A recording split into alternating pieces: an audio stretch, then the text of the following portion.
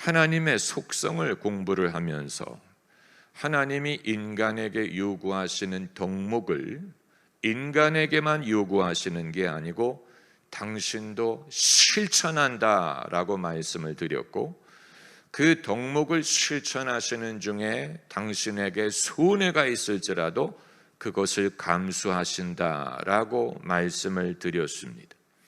오늘 본문 말씀에 주의 장막에 유할 자는 어떤 사람이냐를 말하면서 4절에 뭐라고 말했냐면, 4절 마지막 구절에 그 마음에 서운한 것은 해로울지라도 변치 아니하며, 서원이란 말로 번역을 했지만 다른 번역을 보면 뭐라고 말했냐면, 한 번 약속한 것은 해가 가도 지킨다, 손해가 가도 지킨다. 이것이 더 정확한 번역일 것이라고 생각이 됩니다. 한 번 약속한 것은 손해가 가도 지킨다.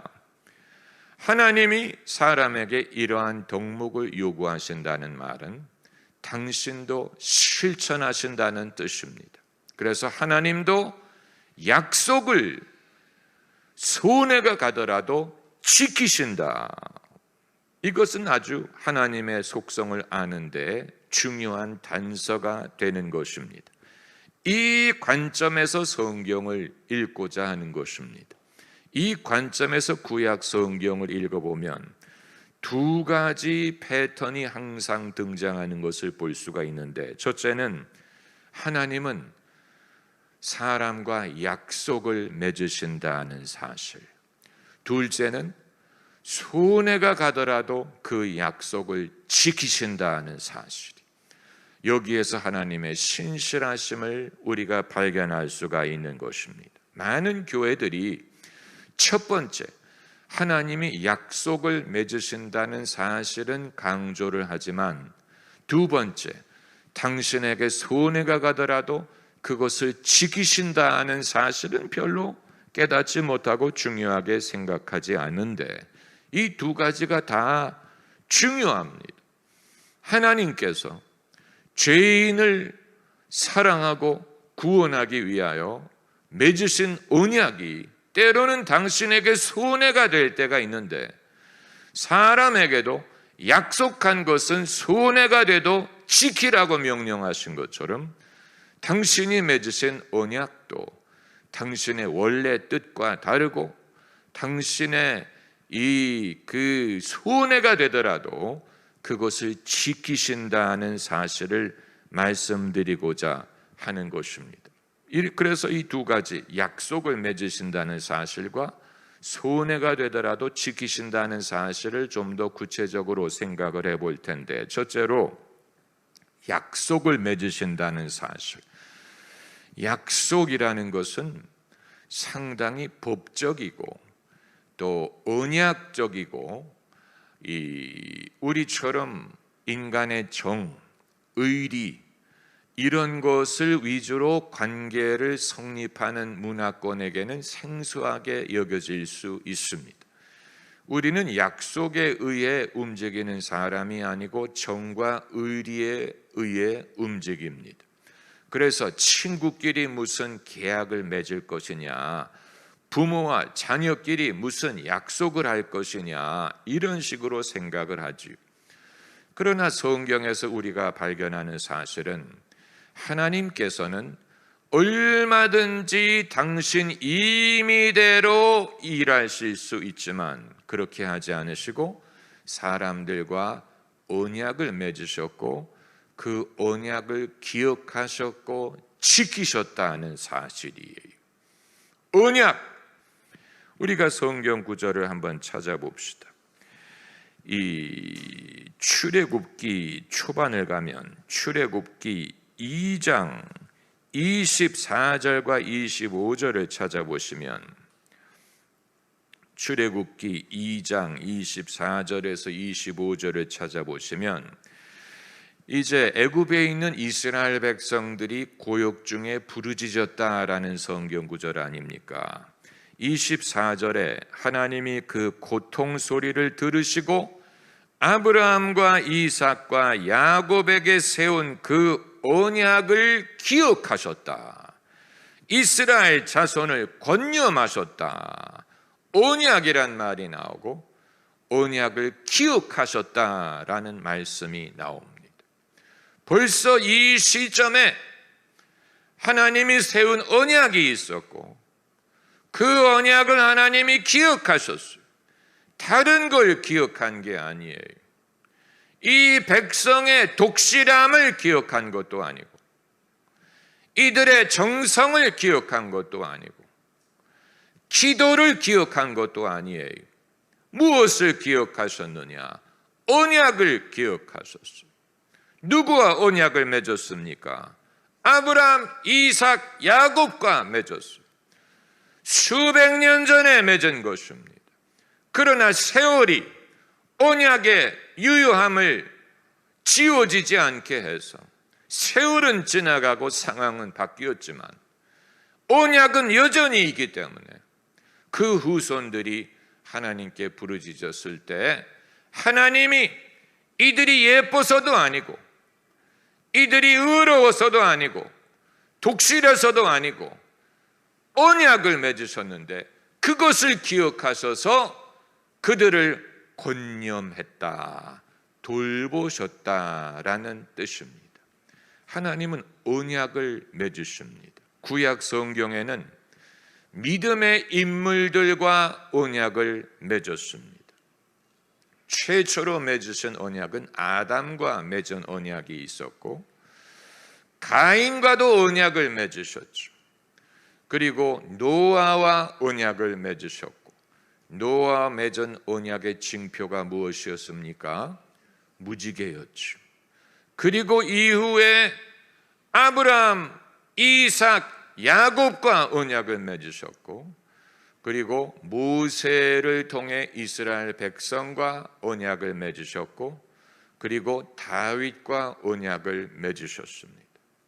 이 모든 것은 임의로 당신 마음대로 행하실 수도 있지만 그렇게 하지 않고 사람과 약속을 하셔서 그 약속을 기억하시고 지키시는 방법으로 일하신 것입니다. 이제 신약 성경에 와서는 하나님 아버지가 누구와 언약을 맺으셨냐면 당신의 아들 예수님과 언약을 맺었습니다. 이제는 신약 시대에는 더 이상 민간인 개인이 하나님과 언약을 맺을 수가 없고 예수님이 인류를 대표해서 하나님과 언약을 맺으셨어요. 그런 의미에서 예수님이 대제사장, 우리의 중보자 역할을 하시는 것입니다. 하나님이 개개인과 언약을 맺은 게 아니고 우리를 대표하시는 당신의 아들 예수님과 언약을 맺으셨어요. 그 언약의 혜택을 누리기 위해서는 우리가 예수님을 통해야 됩니다. 예수님을 통해 하나님이 맺으신 언약의 혜택을 누릴 수 있습니다. 예수님 안에서 그 자격을 얻습니다. 그 혜택이 바로 천국, 영생, 평강, 축복, 성령, 하나님의 자녀됨 이런 것이지요. 그 혜택을 얻기 위해서 예수님 안에 있어야 됩니다. 왜냐하면 하나님이 예수님과 그 언약을 맺으셨기 때문에 우리가 예수님을 통해야 그 혜택을 받을 수가 있습니다. 그래서 우리가 그 언약을 붙들고 간구할 때 하나님이 누구를 기억하시냐면 당신의 아들을 기억하십니다. 아들을 기억하사. 이 출애굽기 2장에서도 기억하셨다라는 말이 나오지 않습니까? 이것은 아주 중요한 언약의 언어입니다. 기억하사. 하나님이 기억한다는 말은 잊을 뻔했다는 말이 아니고 그것을 중요하게 여기고 거기에 하나님이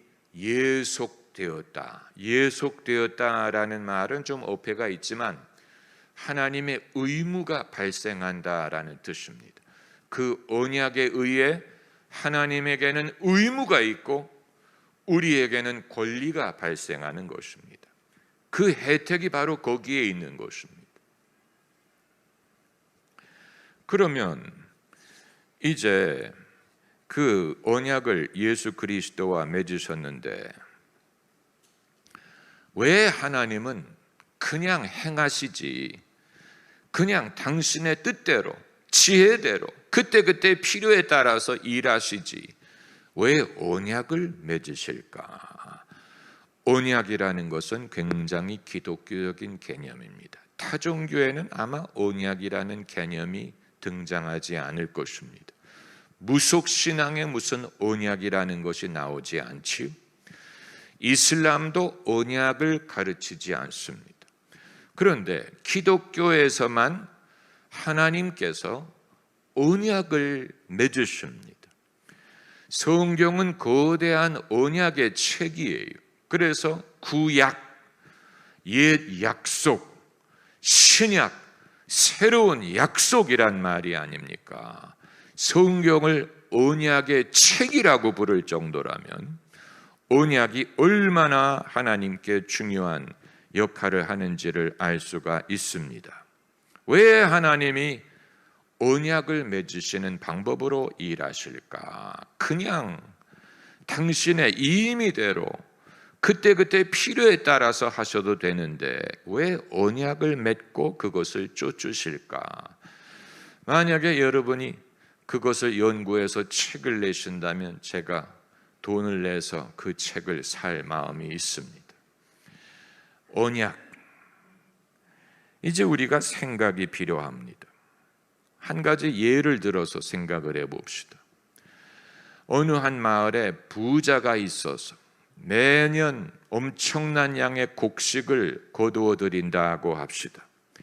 그래서 이 부자가 가난한 사람들과 이 곡식을 나누기 위해서 만일 그 곡식을 그냥 벌판에 쌓아놓고 누구든지 원하는 사람이 익명으로 그것을 가져갈 수 있다고 한번 가정을 해봅시다. 지나가는 사람들이 곡식 가마를 보고 자기 원하는 대로 가지고 갈 것입니다. 얼마든지 가난한 사람을 구제할 수 있습니다. 그러나 비인격적이 차가워요. 감사함이 없고 누가 호의를 베푸는지 누가 입장이 어려운지 알 도리가 없는 것입니다. 교류가 없고 사귐이 없어요. 그리고 그것은 의존적인 관계를 부추겨서 가난한 사람은 여전히 가난할 것입니다. 왜냐하면 뭐 필요하면 가서 그 곡식을 가져오면 되니까 열심히 일할 필요도 없고 그냥 의존적인 그 부자를 의존하는 가난한 사람은 가난을 극복하지 않고 그것이 지속이 되는 관계가 지속할 것입니다. 그런데 만약에 그렇게 하지 않고 부자가 그냥 벌판에다가 곡식을 쌓아놓지 않고 자기 집들에 곡식을 쌓아놓고 이 부자가 거기에 앉아서 곡식이 필요한 사람이 들어왔을 때 서로 마주대하고 통성명을 하고 대화를 하고 당신 사정이 어떻습니까? 언제부터 이렇게 어렵게 되셨습니까? 이제 내가 당신을 도와드릴 테니까 내가 당신의 친구가 되어드릴 테니 당신도 나의 친구가 돼 주세요. 혹시 내가 일꾼이 필요할 때 당신이 와서 나를 도와주고 당신이 도움이 필요하면 내가 도와드리겠습니다 하는 어떤 관계를 형성하게 되면 이것은 큰 차이가 있습니다. 그래서 서로 인격적으로 알고 또 내게 그 사람이 고마워할 수도 있고 내가 그 사람의 사정을 알 수가 있고 서로 친구가 되지 않습니까? 가까워지고 그리고 그런 상황에서는 도움을 받는 사람이 의존적으로 돼서 마르고 닳도록 이 부자를 의존하는 게 아니고 이제는 자기가 어느 정도 책임을 지고 이제는 자기도 열심히 일하고 가난을 극복하는 법을 배우고 그래서 도움을 받던 사람이 이제는 남을 도와줄 수 있는 그런 사람으로 변할 수도 있을 것입니다. 제가 이제 이 원리를 예를 들어서 말씀을 드렸는데 하나님도 마찬가지. 하나님이 언약을 세우신 이유는 그냥 이 익명적으로 누구든지 도움이 필요한 사람은 내게로 와서 가져가라 하는 게 아니고 친구가 되고 서로 아는 사이가 되고 내가 너를 모른다가 아니고 나는 너를 알고 너도 나를 알고 나는 너의 친구가 되고 너는 나의 양이 되고 내가 목자가 되고 나는 포도나무고 너는 가지고 나는 목자고 너는 양이고 이런 식으로 관계를 맺어서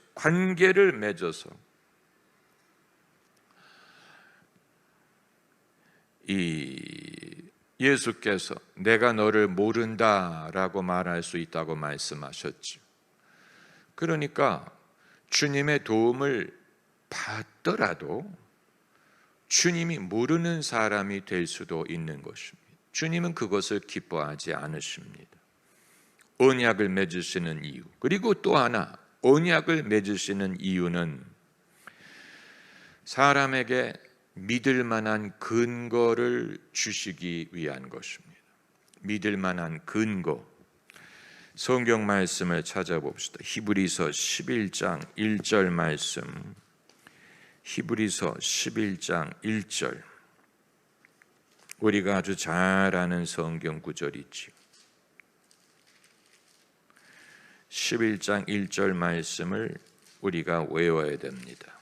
11장 1절에 믿음은 바라는 것들의 실상이요 보지 못하는 것들의 증거니. 여기에 실상이란 말이 나옵니다. 이것이 바로 근거라는 말입니다. 근거. 우리가 믿음을 갖기 위해서는 믿을 만한 근거가 필요합니다.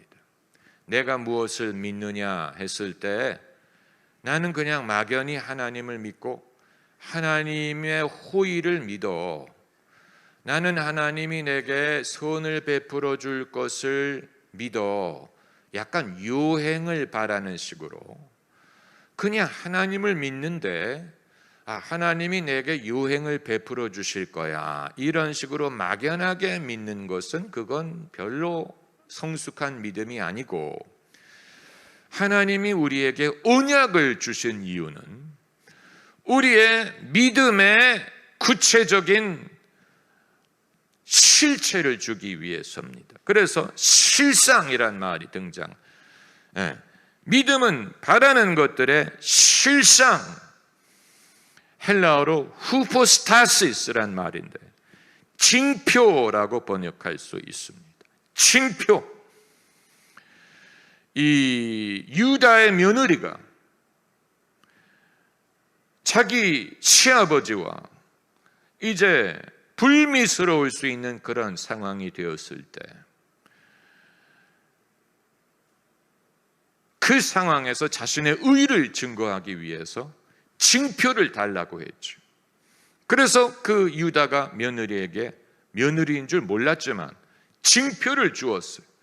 이후에 이 일로 인해서 그 며느리가 아기를 갖게 됐을 때 난리가 나지 않았겠습니까? 스캔들이라고 생각을 했죠. 그때 그 며느리가 이 아기는 이 징표의 주인으로 말미암았습니다 라고 보여줌으로써 유다가 자기 실수를 깨닫고 며느리가 자기의 아기를 갖게 됐다는 사실을 알고 너는 나보다 의롭다. 성경에 그런 이야기가 있다는 사실을 아셨어요? 웬만한 드라마보다도 재미있습니다. 여기에서 너는 나보다 의롭다, 의로움의 징표가 있었던 것처럼 우리의 신앙에도 내가 막연히 하나님은 나에게 선을 베푸실 거야, 좋은 것을 주실 거야, 어떤 막연하게 유행을 바라는 식으로 믿는 것이 아니고 우리의 믿음에 구체적이고 확실한 징표가 필요합니다. 이게 바로 히브리서 11장에서 말하는 바라는 것들의 실상. 믿음에는 실상이 있어요. 또 보지 못하는 것에 증거가 필요해요. 증거. 이런 실상과 증거의 역할을 하는 것이 하나님의 언약이에요. 그래서 우리가 그것을 붙드는 것입니다. 평소에 우리가 죄사함을 믿을 때 이런 찬송가를 즐겨 부르죠. 주의 보혈 능력이 또다, 주의 피 믿으오. 우리가 죄사함을 확신하기 위해서 그냥 용서해 주실 거야, 용서하시겠지가 아니고 주님의 보혈을 징표로 붙들지 않습니까? 징표. 그래서 우리가 그냥 하나님이 선하실 거야, 뭔가 나를 도와주시겠지라고 막연하게 믿는 게 아니고 주님의 언약을 우리가 알고 붙들어야 될 필요가 있는 거예요. 주여 말씀하지 않으셨나이까? 너희 두세 사람이 내 이름으로 무엇이든지 구하면 이루리라고 하지 않았습니까? 언약을 내가 붙들고 구하는 거예요. 저는 성도님들이 대표기도 하실 때 그동안 성도님들 대표기도 하는 것을 수십 년 듣지 않았습니까? 이런 식으로 어떤 징표를 붙들고 기도하는 습관이 있는 분들을 별로 못 봅니다. 이것이 어떤 외국적인 문화와 한국적인 문화의 차이 때문인지는 알 수가 없지만 우리가 벽에 부딪히고 공경에 부딪히고 불치의 병이 걸리든 어려운 환경에 임했을 때 그냥 도와주세요, 하나님 도와주세요 이런 식으로 외치는 사람은 많은데 주님이 이럴 때 우리에게 주신 약속을 기억하고 붙들고 기도하는 사람을 보기가 별로 없어요. 그러니까 주님의 언약을 붙들고 기도하기 위해서는 주님이 내 기도를 들으실 근거를 제시해야 된다는 사실. 왜냐하면 이 출애굽기 2장에서도 하나님이 아브라함, 이삭, 야곱과 맺은 언약을 기억하시고 권고하셨다고 한 것처럼 하나님이 매번 기억할 만한 것이 있어야 돼요. 기억할 만한 것을 알으셔야 돼요. 그냥 하나님 다 아셔, 다 기억할 거야. 하나님은 기억하지만 내가 잊어버리는 거고 내가 그것을 소홀히 할 수 있기 때문에 내가 기억해야 돼. 하나님은 기억하시지만 나는 잊어버리고 막연히 구하면 안 되고 내가 그것을 붙들고 하나님 너희는 내게 부르짖으라고 하지 않았습니까? 그러면 응답하신다고 하지 않았습니까? 이런 식으로 주님의 약속을 되새길 때 우리에게 응답받을 만한 믿음이 발생하는, 그래서 우리의 기도에 능력이 생기는, 더 이상 두렵지가 않은 거예요. 담대한 기도가 가능해지는 것입니다. 언약을 하나님은 다 알고 계셔. 내가 굳이 그걸 상기시킬 필요가 없어 라고 생각하지 말고 내가 이것을 얻어야 될 이유를 하나님께 말씀을 드려야 됩니다. 크고 비밀한 것을 보이리라 하지 않으셨습니까? 약속을 내가 의지하오니 보여주옵소서. 이런 식으로. 그런 기도에는 믿음이 담겨져 있고 그런 기도에 능력이 있고 하나님이 언약을 기억하십니다. 할렐루야. 아주 중요한 것입니다. 그리고 오늘 제가 말씀드리고자 했던 것이, 첫째는 하나님은 약속을 하신다. 그리고 둘째는 손해가 되더라도 그 약속을 지키신다는 것인데, 손해가 되는 것에 대해서는 다음번에 말씀을 드리고자 하고, 성경에서 하나님이 손해가 되지만 약속을 지키신 사례가 많습니다. 그것을 우리가 성경을 통해 배우고자 합니다. 어떤 경우에 하나님에게 손해가 되었다는 말이냐? 하나님에게 손해가 되지만 약속하셨기 때문에 지키신 일이 어떤 것을 말하는 것일까? 궁금하지 않습니까? 도대체 하나님도 손해가 되지만 약속하셨기 때문에 지키시는 것이 과연 어떤 것이 있을까? 그렇다면 내게도 그렇게 하지 않으실까? 할렐루야. 내게도 약속을 지키시는 과정에서 하나님의 설령 손해가 되더라도, 원래 뜻과 어긋나더라도 그 약속 때문에 하나님께서 당신의 뜻을 돌이키시면서까지 응답을 하시지 않을까? 만약에 그럴 수 있다면 어마어마한 일이 되지 않겠습니까? 어마어마한 일이 되죠.